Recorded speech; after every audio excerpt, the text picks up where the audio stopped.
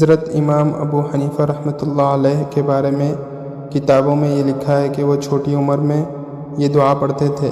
اس دعا سے ذہن اور علم میں برکت ہوتی ہے۔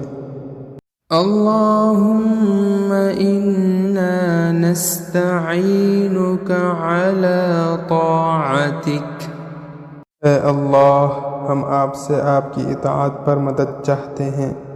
اللہم انا نستعینک علی طاعتک، اللہم انا نستعینک علی طاعتک، اللہم انا نستعینک علی طاعتک، اللہم انا نستعینک علی طاعتک، اللہم انا نستعینک علی طاعتک، اللہم انا نستعینک علی طاعتک،